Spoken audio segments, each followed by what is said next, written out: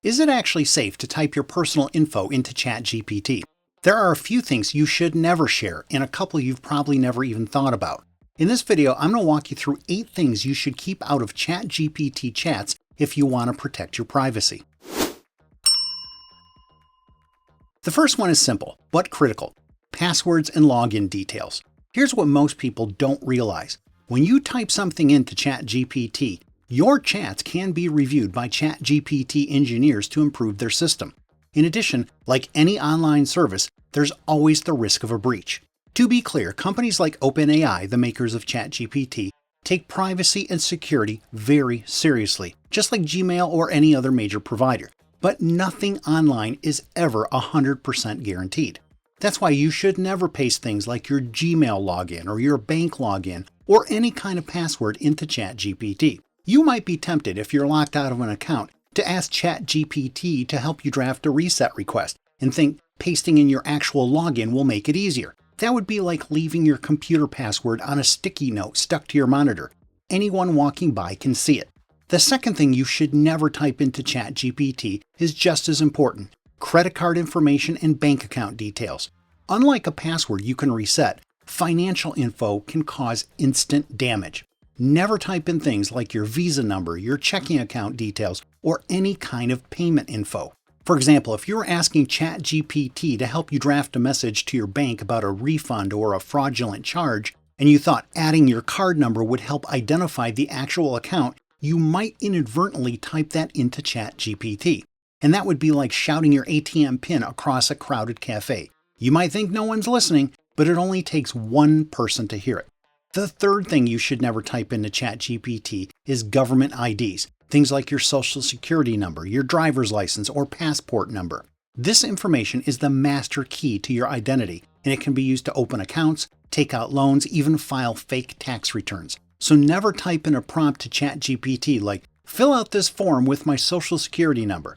You might be tempted if you're filling out a government form and ask ChatGPT to complete that form for you, and think dropping in your driver's license or passport number will speed things up. That would be like dropping your wallet on the street with your driver's license inside. The fourth thing you should never type into ChatGPT is private medical information. Health data is among the most sensitive information you own, and ChatGPT is not HIPAA compliant. That means if you drop in details about a diagnosis, a prescription, or test results, there are no guarantees that information stays fully protected. For example, asking ChatGPT to write a letter to my insurance company about my diagnosis might feel harmless, but you're exposing information you would normally only share with your doctor. That would be like leaving your medicine cabinet wide open during a dinner party. Most people won't look, but anyone who does instantly learns more about your personal medical situation than they need to. And if you think this is just paranoia, it is not. Just last week, Forbes reported that Elon Musk's chatbot Grok accidentally published what Google estimates as over 300,000 private user chats, and they were indexed on Google. Some of those conversations included personal medical details, even passwords. So yes, these things can happen, and it's another reason to be smart about what you share in AI chats. The fifth thing you should never type into ChatGPT is confidential business data. I'm talking about things like client lists, pricing sheets, proposals, or internal strategies.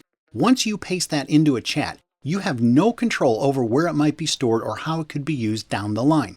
It is your responsibility to protect your company's data and your client's data, including proprietary information or trade secrets.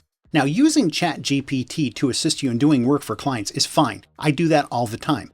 Just make sure you're not sharing any sensitive information. For example, asking ChatGPT to draft a proposal using this client's spreadsheet might save you time, but it could be exposing information you'd never want falling into the wrong hands. The sixth thing you should never type into ChatGPT is deep personal confessions, and this one is the elephant in the room. A lot of people use ChatGPT almost like a diary or even a therapist, sharing relationship struggles, addictions, regrets, or other very personal thoughts. And while it may feel private in the moment, your chats are still stored on servers. That means they can be reviewed and they could potentially surface in ways you never intended. So if you want to use ChatGPT as a sounding board, that's fine. Just strip out the names, locations, and specific details. Otherwise, it's like pouring your heart out to a stranger at a bus stop. It feels safe in the moment, but you don't really know who's listening or what they'll do with that information.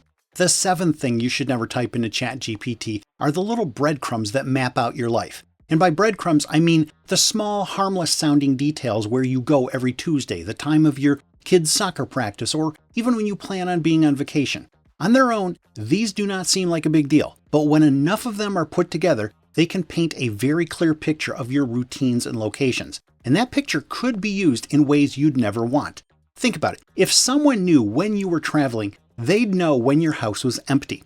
If they knew your child's weekly schedule, they'd know exactly where and when your child could be found. Or consider something more subtle. If word got out that you attended a therapist appointment every week, in the wrong hands, that could be twisted into a stigma about your mental health. In a corporate or professional setting, that could unfairly damage your reputation. One crumb is nothing, but a trail of crumbs becomes a map.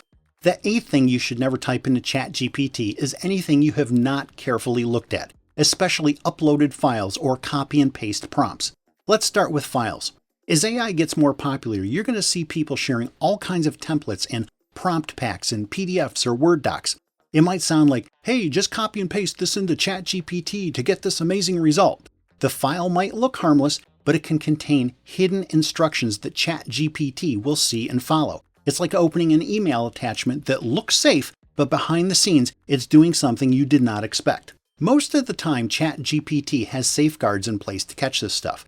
But to be on the safe side, only upload files you actually trust. Now let's talk about trick prompts. A trick prompt is where hidden instructions are slipped in that make ChatGPT show details you did not mean to reveal, such as earlier parts of a private chat, or even snippets of the source documents a custom GPT was trained on. Where this becomes a problem is if you shared a chat or a custom GPT. Depending on how widely you shared that chat or custom GPT, whether it's with one person, 20 people, or 200, that private information could spread much further than you ever intended. And that means your intellectual property, your ideas, your content, even your trade secrets could be leaked by ChatGPT. The point here is not to scare you away from using ChatGPT. It's just to remind you that ChatGPT is not a locked down vault. People often assume anything you type into ChatGPT is completely private and secure, and it usually is. But there are times when your personal data could be exposed. So just like you would never send passwords or credit card info or deep personal secrets through email, you don't want to share that stuff in ChatGPT either. And if you found this video helpful and you'd like even more info on how to get better at using ChatGPT, here's another video I recently recorded that I think you'll enjoy.